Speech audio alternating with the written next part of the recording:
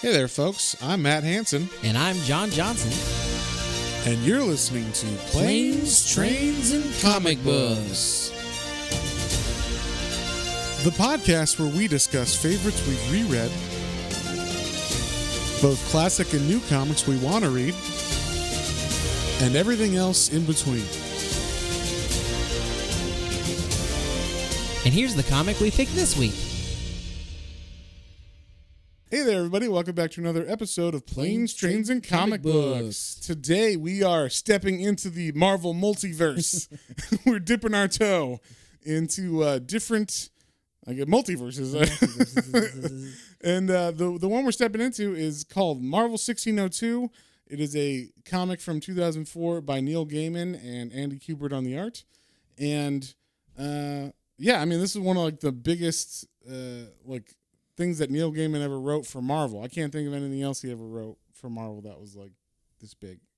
I can't even think of other stuff he's written for Marvel now that I'm talking about it. I'm blanking, but I know he's got to do at least a couple things. But for sure, this is his big thing in the mid 2000s, early 2000s, and basically what it is it's the premise was all your favorite Marvel characters existing in the year 1602. So it's kind of what's going on here? That's an interesting take. What could it be? But we should just start off in the story. We'll jump into the story. So, first off, John, we already recorded this once 2.5 years ago. Yeah, it was supposed to be episode 5 or whatever the podcast. The file got corrupted, and we just were we don't want to record it too soon after, so we just we went to. Gotta feel real. It's gotta be live. Yeah, we're doing it live. Yeah, we wanted these thoughts to be real and whatever. And I'm kind of glad we did, because since then we have read many, many more comics, and I have a better appreciation or / understanding of the Marvel universe. When we started this podcast, Matt was like, "Oh, I like Marvel." That's not true. I was I like Wolverine. Yeah, and now you're like, I kind of like some Marvel comics. I like Jeff Loeb, Tim Sale Marvel comics, and I like Wolverine / X-Men comics a lot. Yeah, generally, those are definitely some of the best ones. And I like Spider-Man, Kraven's Last Hunt. You like the Sinister Six? You said that was good. Yes, there was parts of that were good. Yeah, he's coming on to it. He likes. Sure, yeah. I mean, I just love DC. He likes the Marvel comics that don't spoon feed you and have to remind you every issue. Like, hey, guess what? Remember what happened last time? I enjoyed Infinity Gauntlet because that doesn't feed you anything. That was just here, we're dropping you in the middle of this epic fucking crazy storyline with Thanos. So that was interesting. And that was a DC Marvel book, which was crazy and weird. So, before that, had you ever read this book? I feel like I did. I feel like this is when I'm going to give when Matt worked at the comic book shop stories. I'm a nerd. This is one that he told me to check out, and I was like, okay, that sounds like a freaking cool premise. And I remember reading it and being like, oh, that was really cool. It was. I remember it being fun, but then kind of out of sight, out of mind, and then I didn't read comics again for years until we started picking this back up. Yeah. So it was nice to revisit it. There were some things I didn't remember. There were some things I did remember, and it still felt fresh. And it's still a really good story. Weird. It's weird because this is such a dense comic because Neil Gaiman wrote it. So he knows how to write comics, and he also writes novels. So he knows the fine line of putting too much shit into the word bubbles and everything, or telling kind of like the older comics, like when we read X Factor or those kind of things with Archangel, where it just takes you a while to get through the comic, which I actually appreciate, because when you pay fucking $3.99 or $5.99 or whatever for a comic book issue, you don't want to finish it in 5 minutes. I want a good story that takes me a hot second to get through, that's got really good art. That's what I appreciate. And this was that. This every issue I was like, all right, are we still on issue 1? I thought maybe at first when I started reading this, that because some volumes do this, they take the covers out, and so you don't know when the issues stop, and go to the next issue. Yeah. So I was like, oh, are they doing that? And then the next page turn, I was like, oh, there's issue 2. So it was every issue I was like, oh, this issue's pretty fat, But I think you got full 24-page stories in here that were crammed full of information, but not in a bad way. Yeah, just no well thought out. Yes, well thought out, plotted plot lines and everything that are going on. So yeah, and also I would say that this is actually the first Neil Gaiman comic I ever read. I read his book American Gods first. That's how I knew him. And then my brother was like, "Oh, you should read his comics." I'm like, "Oh, he did a comic?" And it was right after this came out. And my brother actually got me a signed edition of this hardcover. So, oh, nice. Yeah, I was like, "Oh, cool. I have like a signed Neil Gaiman copy of this." And so, yeah, that's the first time I read it was that. And I remember being like, "Oh, this is weird." And at the time, I didn't know anything about Marvel, pretty much. I knew like the animated stuff, like the TV shows. So more than that, this was kind of like, oh, I guess that's supposed to be Peter Parker. Like, like who's this Nick Fury guy? I don't know. So like, yeah, once I got more into comics and stuff, I was like, oh, I get this now, and this fits better. But now after we've been reading comics for 2 years doing this podcast, I'm like, oh, I totally feel like I understand everything and get all the little Easter eggs and stuff that they mention. So yeah, let's jump into the storyline. Basically, we start off in England in 1602. A lot of this takes place in England, of course, because that's what was going on, I guess, in the western part of the world. England was kicking ass and taking names and doing their thing. Taking a lot of land. Taking a lot of land. Well, along with, all these other, because there's like Spain and Portugal and all those companies. Well, some of them were companies. Some of them were companies. The, what is it? East India Trading Company. Yeah. So, there's a lot of stuff going on in England, but basically we find out that we start off with the Queen of England, who is one of the Elizabeths. I don't know. Which one is it? It's not important. Queen Elizabeth, yeah. One of the Elizabeths. And she is old and coughing and stuff. She's definitely sick, and you can tell she's about to die sometime in the near future, probably. But her head of security or slash, I guess, plots and plotness or something. I don't know. The way he says it is basically they're espionage. Yeah. Like it's spy versus spy. That's her guy in the background is Nick Fury. And I like that they say, like, there's a line where he's like, "I am your shield. I am the shield of England," or whatever. Of those little, So they like mention that he's the head of shield, but it's not shield as we know it. It's just like the idea of a shield, And so he's like the head of the security basically for the Queen.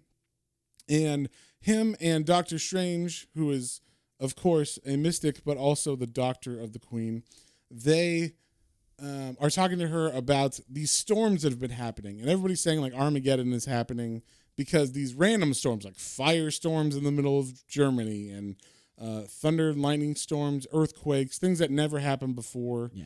Or might as well be, raining frogs or whatever, because like they're freaking out and everybody's saying like it's the end of the world and they're not sure what to do.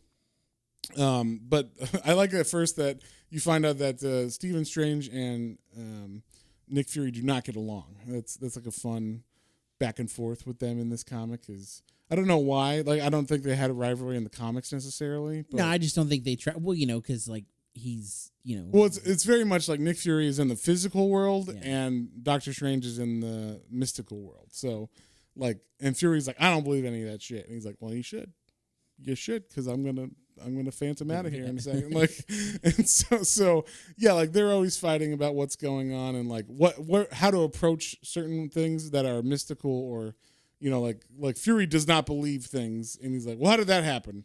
Yeah, it's some kind of trick conjurer, like. Yeah, Fury's like, we're gonna figure this out, and I'm gonna send a spy in to do this, or I'm gonna like very much like we're gonna secretly do it, and Steven is like, well, I can just like look into this mirror and like we'll divine what's gonna happen, we'll figure it out, and it's like that's not how that works. Yeah, I think you're lying. You must have some kind of trick up your sleeve, basically. Yeah. And then we cut to like, so there's three bad things going on in this comic. There's the storms.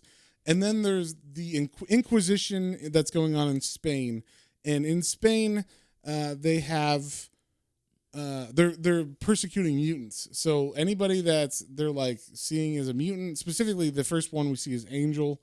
Angel is tied up because he can't hide his wings like other people can hide their powers and pass as normal. He has giant wings that they see, and they're like, "You're some kind of fake angel. You're a demon, basically, or you're like a demon spawn."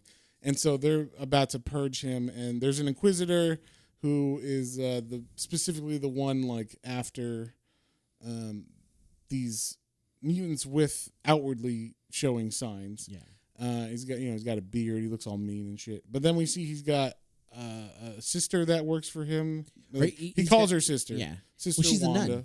Yeah, I know, but Yeah. I mean, like, I said sister, but I meant like a nun. Yeah. Yeah. And then like he's got his son that helps him out as well.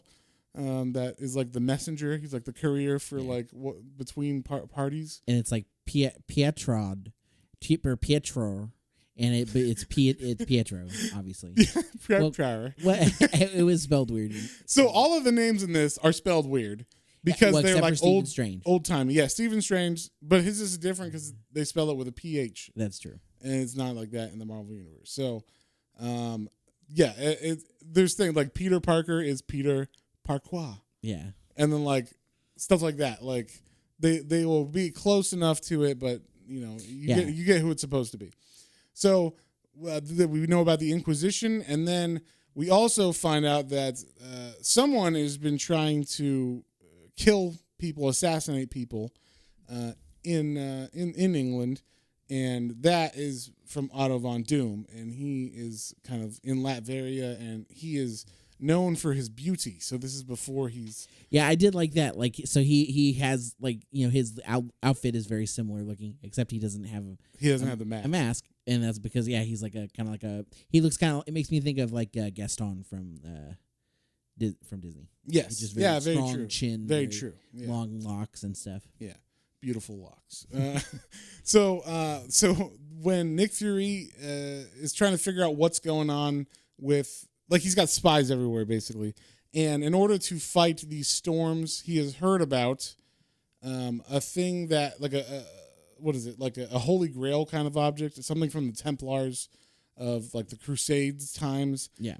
He hears about a weapon that they've had and is being held by someone, and they're transporting it up, and he's trying to, like, make sure it gets there on time, and they meet this guy transporting. It's like an old man that's transporting this weapon. No one knows what it is, but it's supposedly something from the olden days of like Christianity and the Knights Templar. So he sends his man, who's like the undercover guy in town or whatever, who I guess is a good profession for him to have. He's a bard, but it's obviously Daredevil who it's supposed to be. We don't ever hear his name. Yeah, Matthew. Oh, we say it's Matthew, but then we don't hear Murdoch. I don't think right? we ever hear Murdoch. Yeah. So, but we know, okay, that's Matthew, and he's got he's mainly wearing red, and he's blind. He's got a red like patch or not patch cloth over his face. His eyes.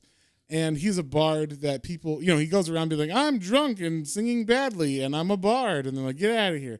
But I'm assuming that's how he gets a lot of information for Nick Fury. Is he's going around bars and taverns and asking questions and acting stupid, but only to get information, kind of thing. So Nick Fury comes up with a plot he's like, you're my guy. I need you to go meet this old man who's got this weapon and secure it for us. And it's like the fate of the world and also the kingdom is in your hands. And there's a lot of, I like that there's a lot of like, because this is how it would be back then, like ultimate fealty to the crown or whatever. Like, oh, the queen's dead? Well, we're gonna, whoever the new guy is, that's our guy now. It's like, well, you don't care that he's evil? No, God gave him the crown. He wouldn't have it otherwise, right? It's like there's like a understood thing in all the people, even Nick Fury and everybody are like that. So it's kind of interesting. But yeah, so he sends Daredevil off on this mission to collect this weapon of power. Now, in the meantime, Stephen Strange, he's doing his own like divinations and stuff. He is getting visions of, people coming from the New World, being America. There's a girl with super white hair, and what's her name? Virginia Dare. Right? Yeah. So her name is Virginia Dare. Apparently, she was a real person in history. Yeah, she was I remember this because the last time I think we read it, I had done some stuff on like early colonies. And so she was the first child born in the New World, from England. From England, and in the Roanoke colony. yeah. And part of this story is taken from that, except that it was her grandfather went back to England to try to secure like more funding for them to have be able to buy and build and trade and whatnot.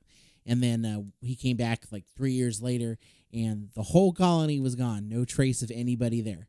Yeah, and they died out. Yeah, they died out. Nobody knows what happened. We know what happened. They died. We just don't know where the bodies. Why. Well, obviously the sharks ate them, John. The land sharks. The land sharks. There was dinosaurs in this book, man. They showed like dinosaurs in the New World at one point in this. I missed the dinosaurs. They were like the leather wings, and there's like a fucking pterodactyl and shit. So okay, I'm like, okay, there's dinosaurs. Apparently, maybe that's how they got ate. I don't know. But either way, it's her sailing, and he sees a vision of her, like his ghostly body, his astral body flies over the ship that she's on, and she's with a Native American man who looks a little bit odd. He stands out because he's got blonde hair, and his name is Rajas.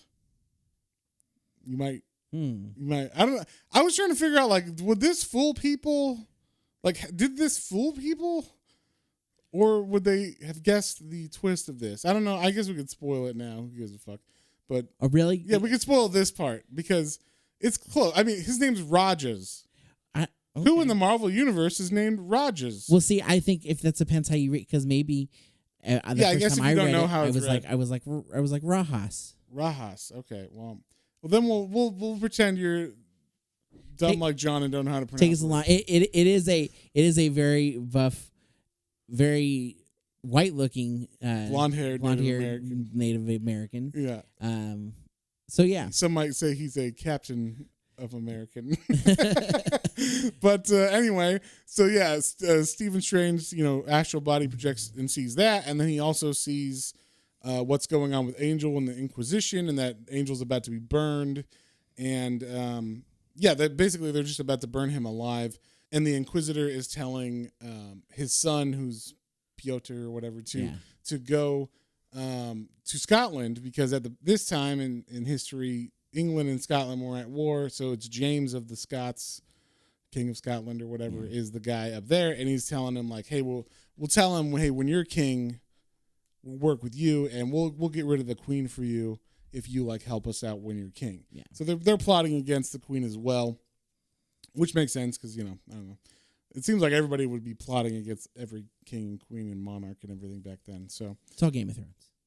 It is all Game of Thrones.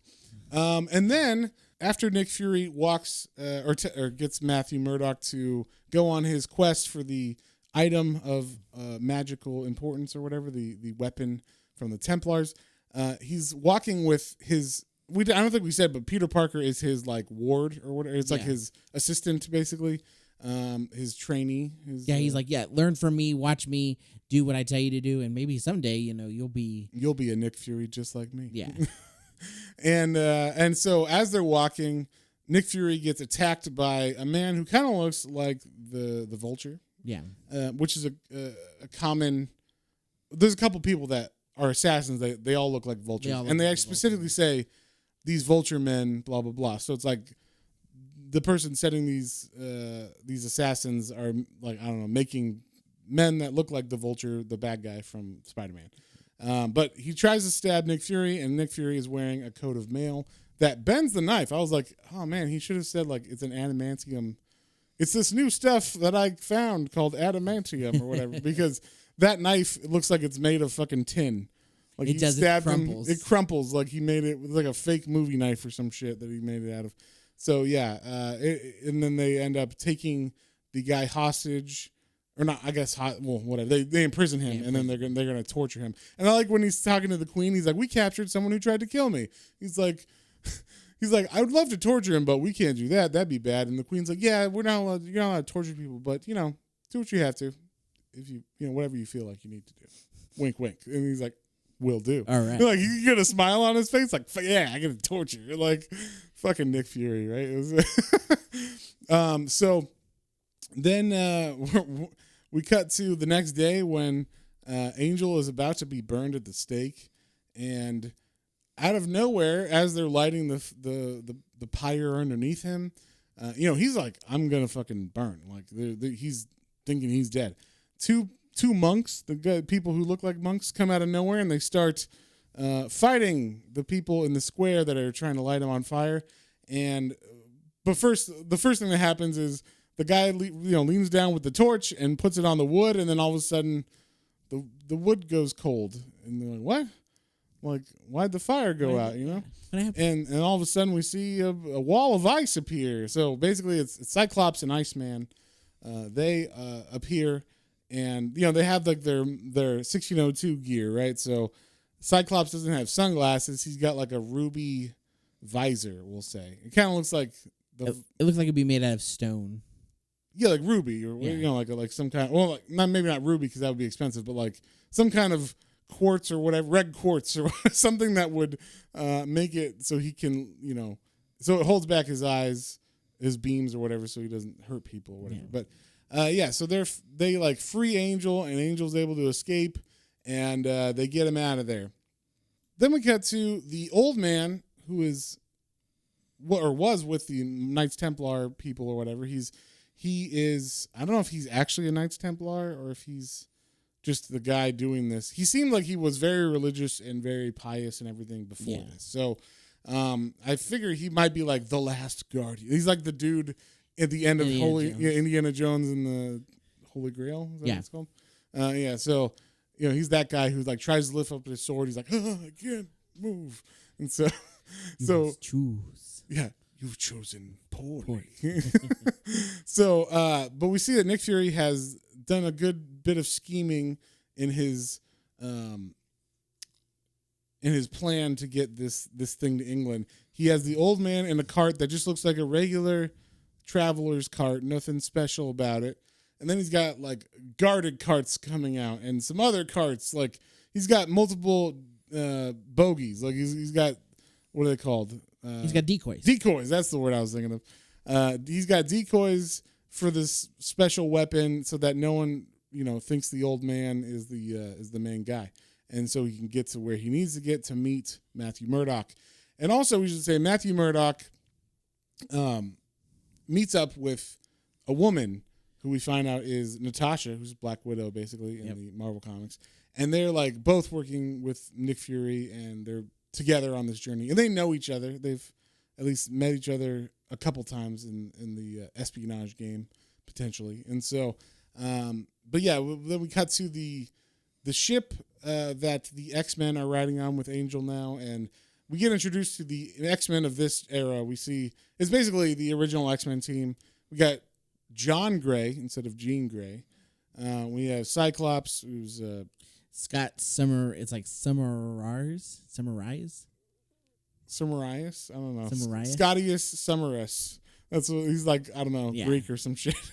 and then basically we get all the we got Iceman, you got Beast, and it's Beast before he got Harry, basically, and then of course Professor X, who is named Javier. Carlos Javier. And so instead of Charlos Xavier. Yeah. Charlos. Instead of Charles Xavier.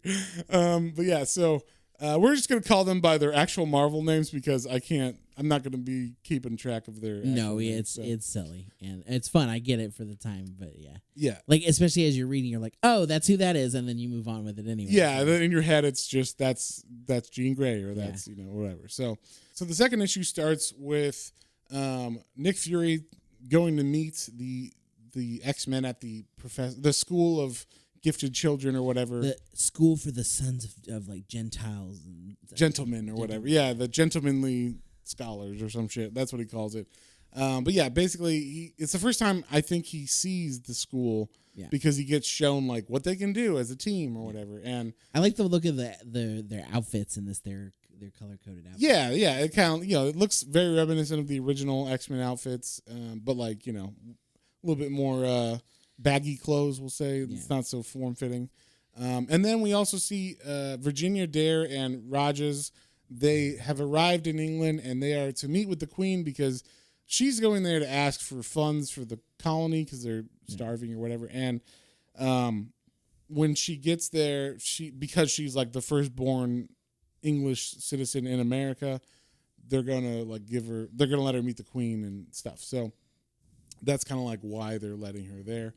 And Rogers is very protective. Anybody who comes near Virginia, he's like, you stay away. He's got a very like stereotypical accent for a Native American. Yeah. So he's like, you stay, or he's very monosyllable. Yeah, words very short with his sentences. Yeah, very taciturn. There's a good word for you. That's very good. Yeah. One thing that was funny is Natasha, when her and Matthew are riding in their carriage to go meet this old man. You got to think, you're riding in a carriage for a month or whatever. Like you're traveling over land. This is a long time. And so she asked Matthew, how did you become Daredevil? And I thought this was fucking ridiculous. He's like, well, I used to be a Daredevil when I was a kid. Like, well, she doesn't ask how you became a Daredevil. She asks how you became blind. And he's like, oh, that's a story. I was like one of those little kids who wasn't scared of nothing. I was basically a Daredevil. And I went into this cave. And there was this weird green shit leaking down the wall. And I tasted it. Oh, what the fuck is wrong with this kid? Nobody told you back then, don't try the green Yes, stuff. they did. Even more so. They're like, don't fucking eat shit that you don't know is food. Even more so back then. That's true. They're not good. Yeah, like, what? So, yeah, he just sees like this neon green substance and he eats it. He doesn't rub it in his eyes, though. But somehow, that makes him blind. Yep, what if it just took away his sense of taste? And that was the... He'll eat anything. That's the Daredevil in him. Because he doesn't taste it. It just gave him heightened other senses, though, still, because, it took one away. So a man without food fear. Yeah, a man without taste. But yeah, so that I thought that was just ridiculous. Kind of like one of the few like. There's a couple things in this, and I'm like, all right, I'll roll with it. But that's kind of stupid or whatever. But like, it's more fun than whatever. And then we finally get the first introduction of Dr. Doom, who's aware of the weapon that the Templar Knight is bringing to England, and he is set on getting it for himself because he doesn't know what it is. And I liked the way that they portrayed Doom in this. He's kind of stupid. He's not like in other comics I've read, he's actually like pretty smart, almost as smart as Reed. Yeah, exactly. He's almost like the equivalent. Yeah, because they always said that. Especially before Reed becomes the Fantastic Man or whatever. Yeah. Oh my God! I just listened to, if you guys haven't heard, this is a tangent, but you got to listen to Norm Macdonald's, I guess he did a podcast or something where it was like improv podcast, and someone did like the Fantastic Four by Norm Macdonald, and it's him and 3 other people, and it's him as Reed, and he's like, hey guys, guess what? We're going to be a superhero team now that we got these cool powers, and I came up with names for all of us. So you, Ben, you're a big ugly thing made of rock, so you're going to be the Thing. And Sue, you're a woman who's invisible, so you're going to be the Invisible Woman. And Johnny, you're a bit of your last name's Storm, and you're a bit of a hothead, so you're going to be, it's like you're a human and you light up like a torch. You're going to be the Human Torch. And me, well, I'm just a fantastic guy, so I'm Mr. Fantastic. And they're like, wait, how come, like, we're the Fantastic Four, like, that's the team name, but how come you don't get called, like, Stretch Man or whatever? Like, he's like, what do you mean? I'm fantastic. Like, I don't understand the problem here, guys. It's one of the funniest fucking things I've heard. So go check that out. There's, like, a YouTube clip of it where it's just, like, the audio of it. It's fucking hilarious. But anyway, yeah, look for Norm Macdonald, Fantastic Four. It's hilarious. Anyway, so that just reminded me of it because he's like, I'm Mr. Fantastic. But, yeah, Doom is, like, not as smart as he is in other comics in this. But he is, like, a good, like, he's plotting. He can move some chess pieces on this board, right? So he knows that Nick Fury has decoys going out, and he already knows which one is the correct one to follow. And he has a plan to catch up with with Matt Murdock and Natasha before or right as they get the weapon and they do the trade-off. So he's on that. And then also, he talks about, he's got some people stowed away somewhere, like he's got like an ace up his sleeve, and we're not sure what that is at the beginning, But they talk about him like harnessing the power of earth, air, fire, and water. And so there's like, what could that be? What could that be? I don't know. Also, we got a little hint of where the Fantastic Four are when Matthew Murdock, when he was being a bard and he sang in one of the bars, he was like, "Let me tell you about the four fantastic, or the four that sailed on the Fantastic," or whatever. And he started singing about obviously the Fantastic Four, but it's on a ship named the Fantastic and that. So that's what they've mentioned so far with the Fantastic Four and whatnot. So then we're also seeing the Inquisition or the Inquisitor meeting with James Moore. He's sending his son, who we find out, or if you know anything about, especially with the new Marvel movies, you should kind of know who this is. But it's Quicksilver, and I think there's supposed to be a pretty big reveal when we reveal that the Inquisitor is Magneto. But like he's like, he calls him his son and shit before that. So if you're like, oh, this guy's really quick, and his hair is silver, he's Quicksilver. So he's meeting with James, and James of Scotland is like, wow, you're really fast. How did you get those messages from Spain to here in like days or whatever? It's like, well, I just ran here. And he's like, you're funny. You had a funny sense of humor there, buddy. So it's kind of interesting. And James hates mutants and stuff. And also like he calls them witchbreeds.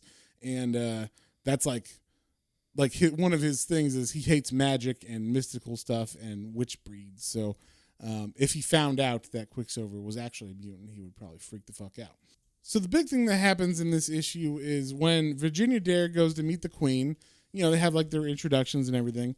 And like we said, Nick Fury is aware. I think Stephen Strange told him that there are going to be 3 assassination attempts. One he already had on himself. And then the other one was he was told the Queen's going to get an assassination attempt. And also Virginia Dare is going to have an assassination attempt. So while Virginia's meeting the Queen, one of these vulture men fly out and attack, and they try to grab Virginia Dare.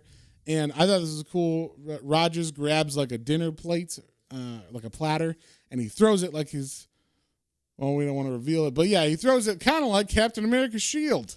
And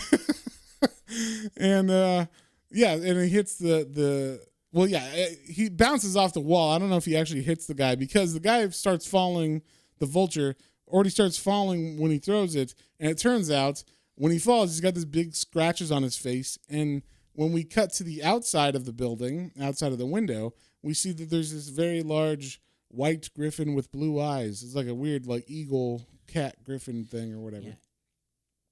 Very similar blue eyes to Virginia's. Yeah, and Virginia is nowhere to be found. She did not fall with the Vulture Man. So very weird things going on, So when we start off on the 3rd issue, that's kind of where we pick up, is we're on the roof on the outside of that building where Virginia is this monster, and Rogers has to capture her with a net along with the help of Stephen Strange. And Stephen's actually able to use magic to get her to turn back into human form. So Virginia's on the roof. By the time Nick Fury gets up there, he's like, what happened? And he's like, oh, she's just resting in this pagan circle I made. It looks like he's about to sacrifice her to his gods or something. So then we come back to the X-Men, and we see Angel. He's the main guy we follow in these because he's the one we started off with in the Inquisition. And he's kind of getting to know some people on the team better, specifically John. John Gray is talking to him, and it turns out that he can fly just like Angel can, except the way that he flies is, he's the same powers as Jean Grey. So he can force project down basically and like make himself hover. And so Angel's like, oh, wow, that's super cool. So they kind of have a thing going on, and it does seem a little bit romantic with Angel, you know. And it seems kind of like there's a love triangle-y thing too, because Scott is... Well, that's what happens later. But yeah, like Scott is like, what are you doing? Like he gets super jealous, and we think, oh, it's the friendship, that's his friend or whatever. John's his friend or whatever. But it seems like Angel is actually interested in John romantically. So that's kind of like how they introduce that thread line of them being like romantic, I guess, or potentially that might happen. So in the meantime, Matthew Murdock and Natasha are finally getting to where they're supposed to meet the old man with the weapon.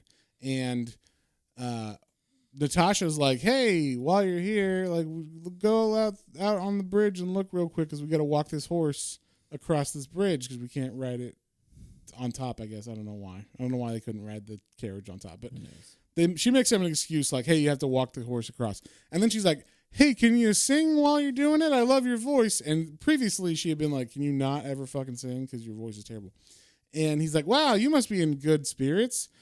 And he starts singing, and I'm assuming that she does that so that it'll cover the sounds she's making. But basically she gets a wine bottle and knocks him on the head. Turns out she is a double agent. She double crosses him, and she is working for Otto von Doom. Otto von Doom. She's actually his mistress, which is almost as fucked up as something else he's doing later on. But yes. But yeah, I thought they did her dirty in this. She's like one of the few characters that I'm like, why didn't they make her like she's never like I thought she might be a triple agent. I thought so too. And then I was like, no, they just make her evil and like a double crosser. So yeah, they do her dirty by making her like an actual double crosser and not doing like a double cross of a double cross. You know, like I thought she would be like you said, you can't double stamp a triple stamp. Exactly. And then so we also see, because, you know, she's working for Von Doom, we cut to Von Doom, who we find out has some prisoners in some deep, dark tunnels under his castle. Specifically, we have Johnny Storm, who is trapped in a room full of water, so he can't flame on. And it seems like like I would use him as like a power source personally. Like, you're my steam engine, you know, like you get to make steam that powers all the shit. You know, you make the hot water for my castle, basically. And then, but then we see that Von Doom talks to Reed a lot because he gets ideas for weapons, mechanical things, poisons, chemicals, lightning and stuff, working with electricity and whatnot. So Reed is giving him all these crazy ideas because he's holding his family hostage. So he's like, if you don't, you know, give me these scientific discoveries that will help me, you know, take over the world, basically, I will hurt your family. So he has Johnny in that room tied up, or not tied up, but like in a water room. He also has Ben Grimm chained up inside like a very small confined space so he can't get any momentum or anything. We don't see where Sue is right now, Sue Storm, but she is also in his captivity. And so that's just interesting. We see that he has lots of conversations with Reed. He's always like, so what's going on with that frog that I electrocuted? How come it came back to life for a second, but then, you know, stopped or whatever? It's like you know, he's learning science. Reed is basically a science teacher to him. So so after we see that with Von Doom, we cut back to Matthew Murdock, who she hit on the head. He fell off the bridge earlier, and then she met the old man and was like, oh, I'm here from Nick Fury. You know, you can give me the weapon. And right when they kind of do that, Matthew Murdock comes out of nowhere, and she springs a trap for the old man, and Matthew's able to actually like knock out a couple guys, but then finds out, oh, they're actually surrounded by a lot of crossbows, so they can't do anything. And he and the old man are taken prisoner for Otto von Doom, and they go back to Latvia, where he's got his castle. So they will be in the dungeons. Yes. So now that the weapon and the old man, the Knight Templar man, and Matthew are in trouble, basically Nick Fury gets together the X-Men and is like, we got to go save them. So Xavier and John Gray find a ship and they lift it up with their minds. So a giant people are seeing a giant ship in the harbor just float in the air, and then it looks like Scott Summers uses his eyes to be like the power, like a rocket booster behind him or whatever, and they begin to fly. And so they're flying all the way down to Latveria to attack and get back the weapon and Matthew, I guess, potentially. And then at the same time, Doctor Strange has been having visions and flashes that he doesn't know where they're coming from. And it turns out that there is a watcher on the moon who watches everything that happens on Earth. And he's been watching Doctor Strange and everybody, and he's intervening, which they don't usually do. Watchers aren't supposed to intervene. They're just supposed to watch. So he tells he doesn't interview that much, but he tells Strange, hey, there's a temporal issue. That's what the storms are about. Something has happened to your timeline, and that basically your world's going to end. Yeah. Like the universe is going to collapse on itself if you don't fix this. Yeah. And so he lets him know that that's a thing, and then I think Stephen Strange figures out it has to do with Virginia and something surrounding her and what's going on, because it started 15 years ago, and Virginia is 15 years old. And so, that's like the main thing going on in that issue is that the X-Men are going to attack Latveria and is it Latvia or Latveria? It's Latveria, right? Latveria. I think I said Latvia earlier. So Latveria. And then Steven goes to talk to the Watcher and learns all that information. Then we cut to Victor Von Doom and his castle, and it's actually what's going on underneath the castle that's important. There's big booming sounds coming from the foundations of the castle. And it turns out the Thing has been, I guess, ramming himself enough into the wall over these last years. I don't know how many years. Slowly but surely, yeah. Yeah, he's slowly but surely like weaseling enough wiggle room in order to get some momentum back and forth as he cracks the stones around him. And so he's finally sending like big fractures through the earth. So he's working his way into freeing himself. And that is when the X-Men arrive. They arrive as this is going on in the castle of Victor Von Doom. And so Von Doom sends his Vulture men to attack the ship, and they fight with the X-Men. And it's pretty cool. You get like a cut back and forth between the Thing breaking out and the fight going on with the X-Men outside. And then you get this was like possibly the coolest and also most fucked up, disturbing thing in this book, or one of the most. So Natasha has been fucking Von Doom in his bedroom, and as she's hearing the battle happen outside and the big booming from the foundations, and the whole castle is shaking, she's like, well, it's time for me to get out of here. Like, I'm going to leave, and might as well steal all this shit in his bedroom before I leave. And as she's doing that, there was like a weird glass cylinder in the middle of the bedroom, and it's just kind of weird and there. And I would be like, what's that? If I was her, but we didn't ask questions. Never asked about it before. Just thought, well, Victor Von Doom likes his art or whatever, and he paid how much millions for this piece of shit? Anyway, so as the booming happens, the glass begins to shatter, and when it does, someone knocks the shit out of Natasha, and we get a word balloon that's invisible-ish, and we find out that's where Sue Storm's been kept. Yeah, in Victor Von Doom. In his bedroom. I like she comes out right away and says, whore. Yeah, she calls Natasha a whore because she's had to watch her fuck him. Yeah. And whoever else he's fucking. I don't know. That's like weird. He like made her a voyeur in his bedroom, which is super creepy and odd. And who knows what else he did. But yeah. It's just... Get invisible and dancing in your little tube. Yeah, I don't know. It's very weird. They also make it seem like when she doesn't wear clothes in this, I don't think, because... Like, she doesn't have, like, they always get away with that in the 60s books by being like, well, she's wearing the thing Reed made her, that it's like a special polyester or whatever.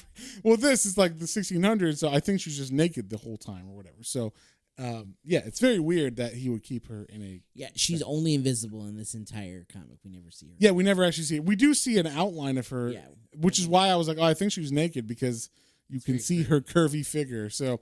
so Matt Murdock's able to actually break out during this as well, and he and the old man jump down and then get down to like the courtyard or whatever, where the old man was like, we need to get to my cart.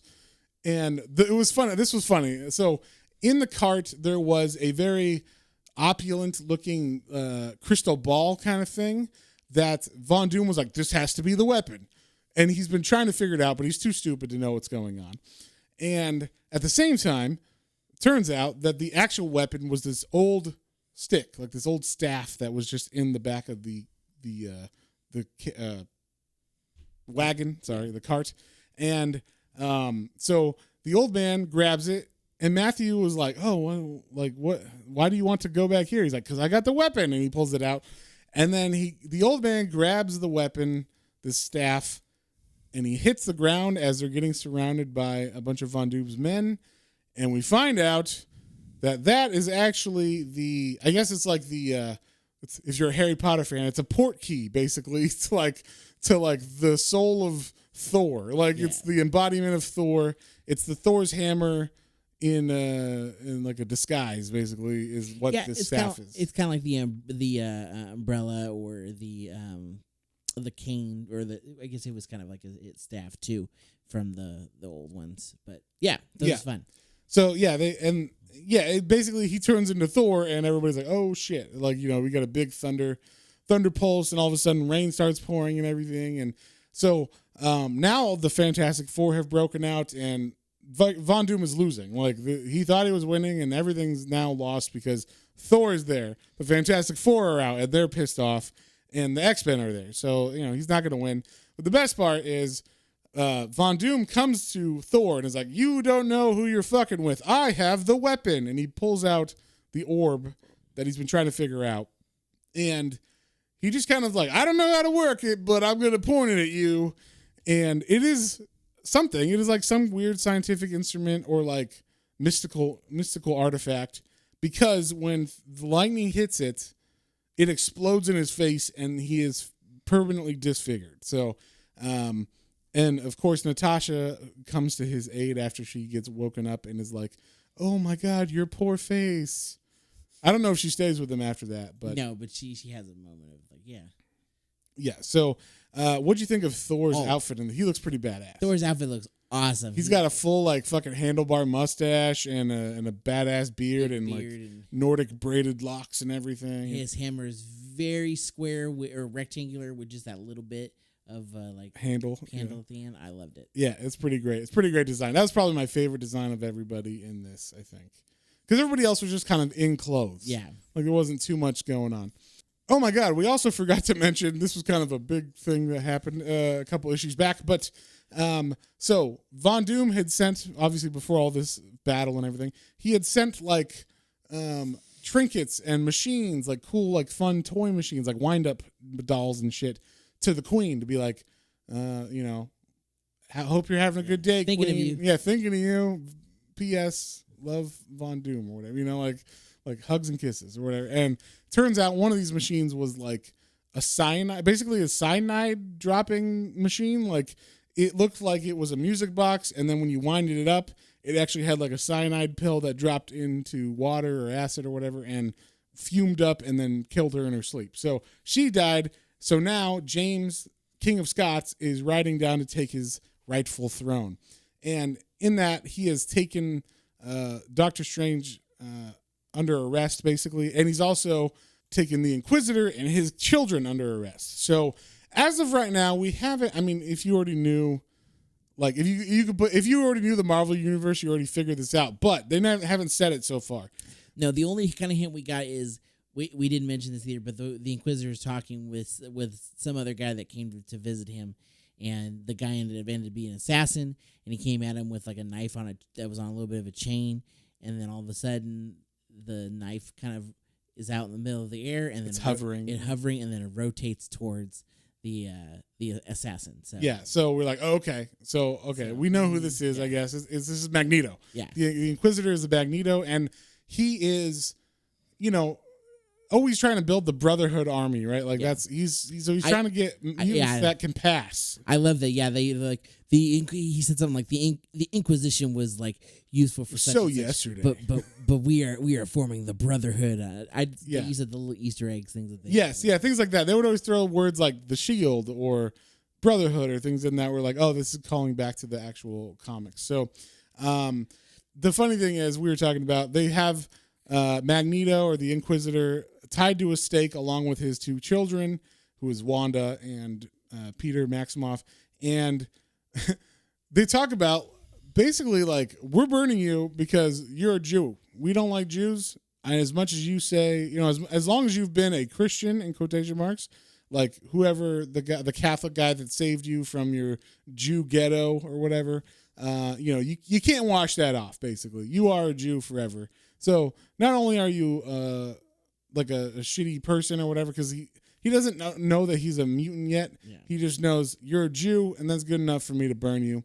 So he's trying to burn him, and Magneto's like, whoa, before you go, just please, I have some papers and some things that people gave me in my desk, and if you could please send those on their way, they're very important. And he's like, oh, really important, huh? Well, why don't we go get those and we'll burn them with you? How do you like that? And that's actually what Magneto was hoping would happen, because when they throw the items on the fire, we see that one of them is a helmet, and it's the Magneto helmet. So it's the Magneto helmet. And of course, it's the weird thing we were talking about. We thought they bound people with ropes on the sticks that they're, or the pylons that they're holding them onto on the fire, but they bound them in metal chains, which was very cool for this scene, because Magneto gets his helmet on and he starts to rise up and the chains break apart, and he's like you will fucking die. And so he basically murders everybody with their own swords and stuff. It's pretty awesome. And that was probably one of my favorite scenes in this book, when he murders everybody in that town square. So then we cut to the X-Men, and we find out that, they're on their way home with the ship and everything, and now they're actually like really sailing because they don't need to fly there in a certain amount of time. And we find out that John Gray is actually Jean Grey, and they were like keeping her a secret because, women back in the day, I'm sure, was not a good thing to be, and especially if you're a mutant and all that stuff. So Charles kind of just called her John and made her like hide that she was a woman, and or a girl. And so she, having spent so much power, having the ship being held up and everything, she actually dies. And we find out that Cyclops knew that she was Jean Grey the whole time, and a girl, and they had a relationship. And that's why he was so like, what are you doing around John, huh? Like, why do you like John so much? Because he thought that Angel knew that John was Jean, that John was a girl. And so that, it turns out he did not know that, and Angel just was like, oh, I didn't realize, and I apologize that there was any confusion, but I was in love with John. I was a big fan of John. So that's kind of like a cool reveal later on. So we also get Strange being put to death because he is a magician or whatever. He gets his head cut off. But the best thing about this is, and this is one of my favorite things about this book as well, Clea, his wife, finds his head on a pike that they stick his head on to like warn people against magic, and she takes it off and it's talking to her. It's like, hey, thanks for getting my head. We need to go to the New World to solve the rift in time issue that's going to ruin the whole world. So we're going to America.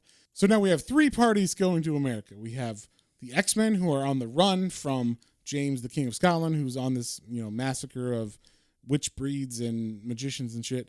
We have Virginia Dare and Rajas, who are going back to the colony. And then we also have, and wait, is Clea on the same ship as her? As Strange. Strange. Or I'm sorry, no, because Strange is dead. My apologies. No. Well, Clea's Strange, and Strange's head are on a ship with Virginia Dare. Yes. Okay. The third ship that's going is from James, who has sent Peter Parker, who now works for him, and Banner, who is his right-hand man.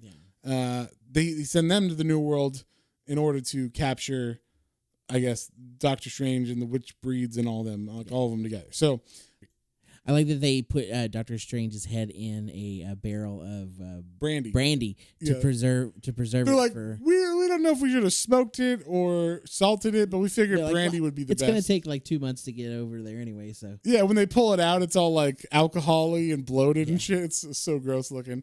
But yeah, they come to the New World, and basically we find out that the big reveal that we all knew because we understand how to read Rajas, but basically it is revealed that, to Clea specifically, that she says something to Rajas like, man, I just wish you could tell me what's going on. And he's like, well, maybe I can, or whatever. And just starts talking perfect. Yeah, perfect English. Modern English, or 50s English, or I guess it was modern because it was supposed to be like the 2000s. So 2000s English to, a 1600s English person, which would be funny. No accent, or just American accent that doesn't exist yet, so it'd be totally foreign sounding. But yeah, he says like full sentence. He says, "Well, if you put it like that, Miss Strange, I guess she's not." Like so he just reveals what's going on, and then we get what actually happened. So the time rift. This is what happened with the time rift. Captain America, he fought in World War II. He did his thing. He came back after being frozen. He fought for the good guys, the good old U.S. of A. And then eventually the U.S. of A became the Nazi U.S. Not Nazi, I guess fascist U.S. of A or whatever, totalitarian U.S. of A. Because they capture, we see these old versions of Daredevil and Spider-Man in handcuffs, but like super old. Giant super, they're super old, but like the handcuffs are like, technology enforced or so whatever. They like obviously break out. Yeah.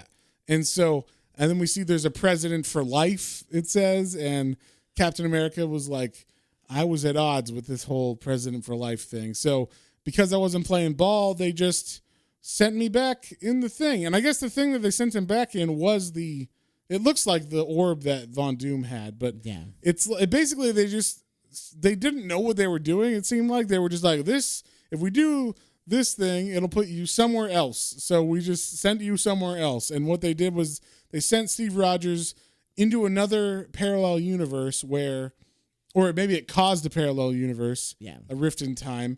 When he comes back, it's 16, not 02, but it's 16 whatever, or it'd be 15 something. Yeah. And he appears and he's Steve Rogers. He's like, what the hell? And the Native Americans just kind of take him. He's in America, and he just helps out the Roanoke colony so much that they survived, which they shouldn't have.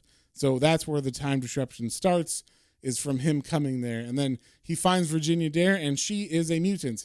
But what the problem is that I think she was originally supposed to be a mutant in this, but his time travel and the rift caused all the other mutants and magical things to happen before their time. Yeah. So that is why all these Marvel heroes are starting to appear in 1602 rather than in the 60s, because this rift in time sped up that whole process, I guess. So that was like the main thing. And basically they have to figure out how to go back. Like Virginia Dare tells the story of the day she found Rogers or whatever, Rogers, whatever you call him.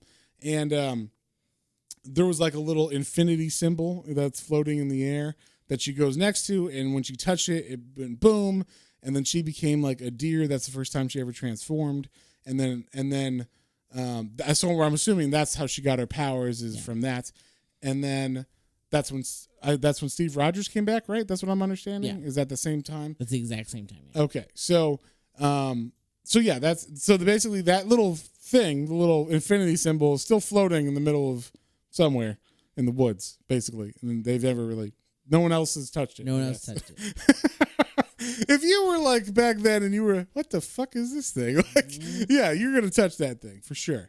So basically, there's some like back and forth with Magneto's guys who also are following into the New World and stuff, but basically they all team up and get like Fury is on board with them as well, and they need to get Rogers back to that area and basically push him into that little symbol. Yeah.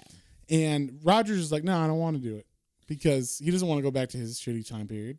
Yeah, basically he's like, everybody I knew and love is, and I thought Fist felt like a second chance, like with Virginia, he was basically like, took one look at this white girl and I was like, I must protect her. Yes. And not only that, but like he's like, I could start a new America, like a better America. I could, he knows what his America becomes, so he could change that. Is his point of view, but he doesn't know that. That's true. One thing they say about this is that he doesn't age like at all. Yeah. And I thought that was kind of interesting, because usually Cap ages, but he just ages like slower, crazy slow. But yeah, I thought that was kind of neat. Like, he just doesn't age at all. So the big finale of this issue happens, or this whole story happens, when Nick Fury goes up to Steve Rogers like, no, you have to do this or else the whole universe is going to collapse on itself. And Rogers is like, I don't want to. Cap is like, no. Yeah, he's like, I don't want to. And then Fury goes, look, I promise you we'll figure a different way out. Like we'll figure something out. You don't have to go back. And he's like, well, I don't know if I could trust you.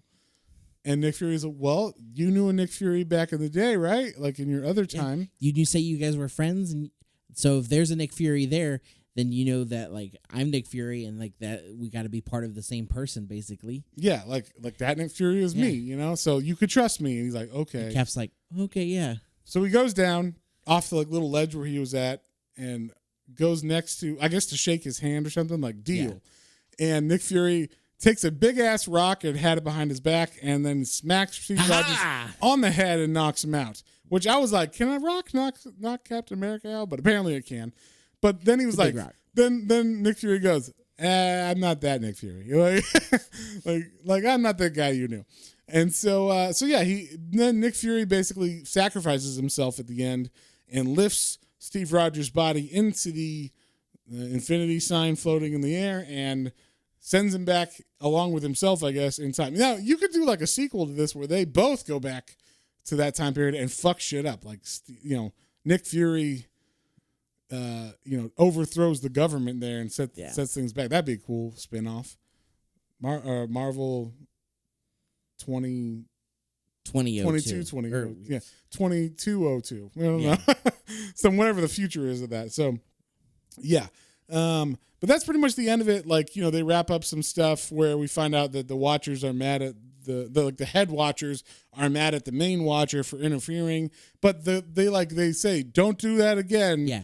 But they also are like, you know what? We're going to give you that world, that 1602 universe. We're going to give you that as like a gem. It was kind of like Men in Black. Yeah. Where they had the little like galaxies in a marble or whatever. Yeah.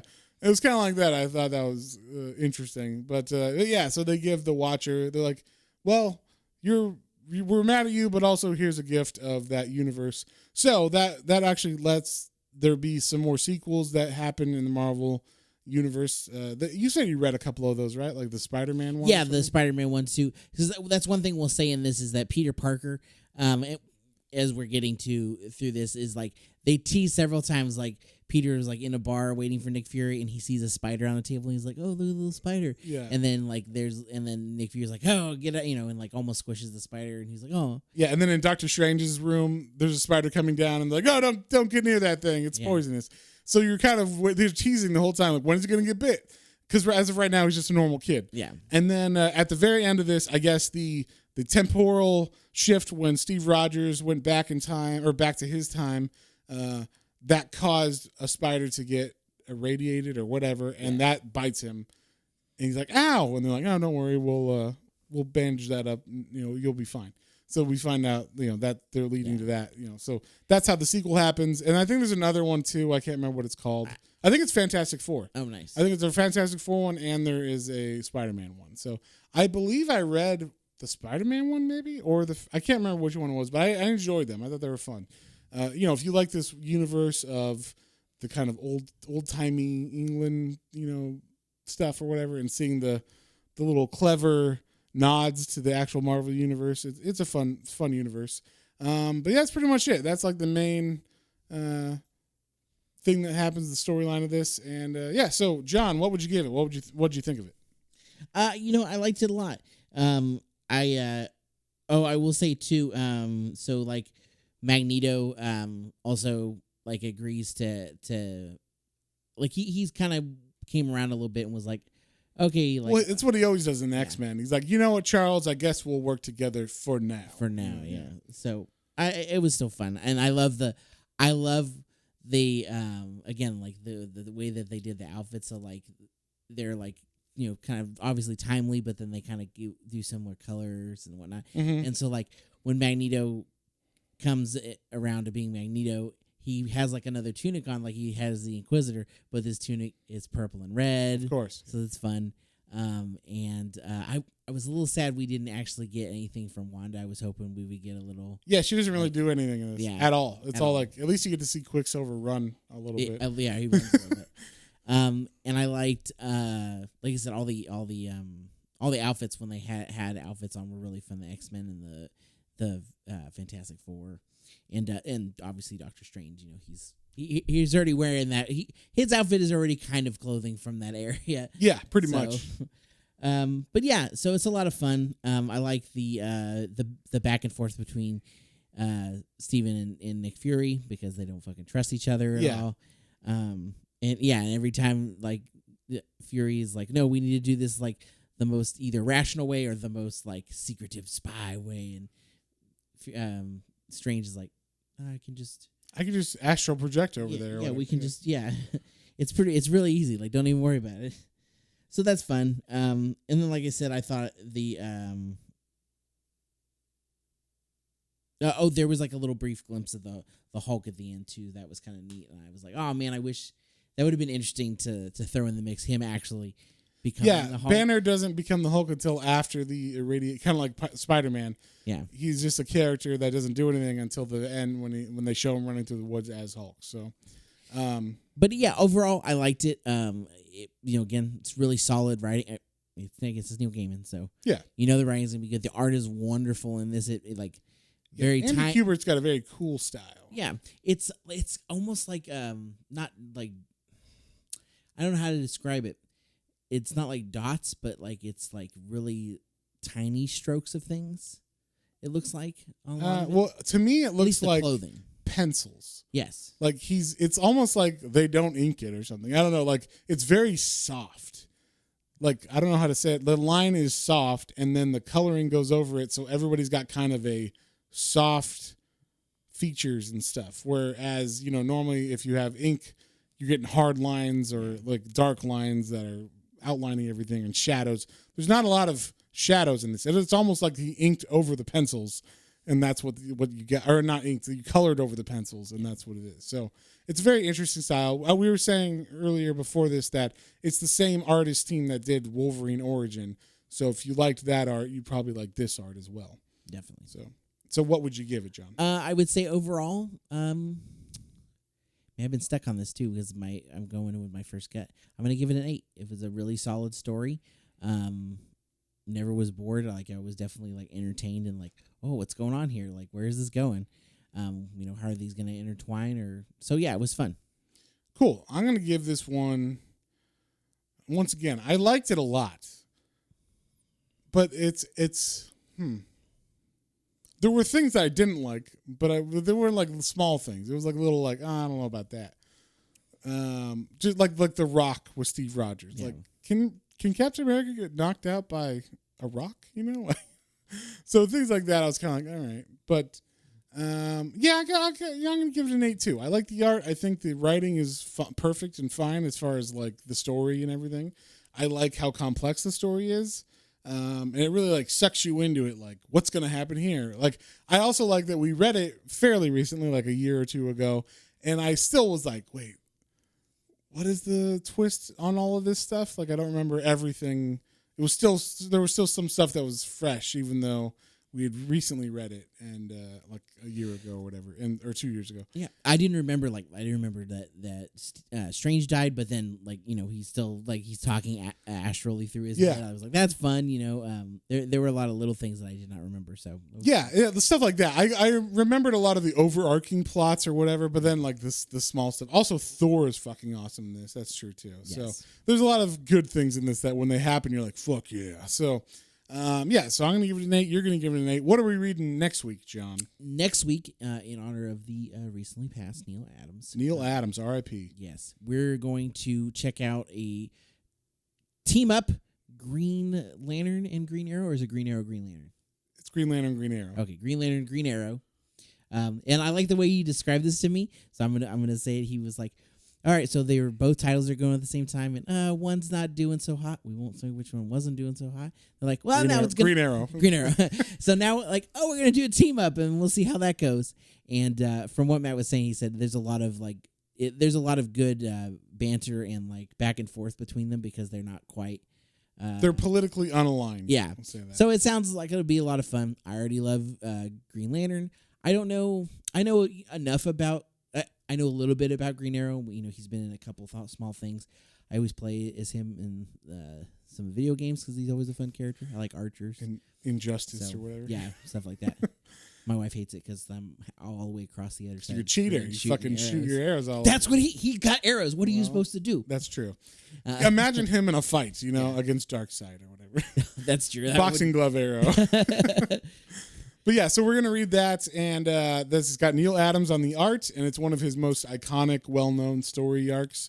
So it's just the first, I guess it's called Volume 1 of the Green Lantern, Green Arrow series, and it's 1 through 7, issues 1 through 7 of that. So I don't know if those were actually, I think they're actually issues like of Green Lantern that are I think it said like number whatever. Yeah, it's like issue 247 and whatever. So, so that's what we're going to read next week. And if you guys have any comments, questions, or suggestions, you can email us at Planes, Trains, and Comic Books, all one word, at gmail.com. Don't forget about our Instagram, Twitter, and YouTube channel for exclusive content, as well as our Patreon. We have a Patreon. You have a new Patreon, and we're uploading all the Hellblazers up there.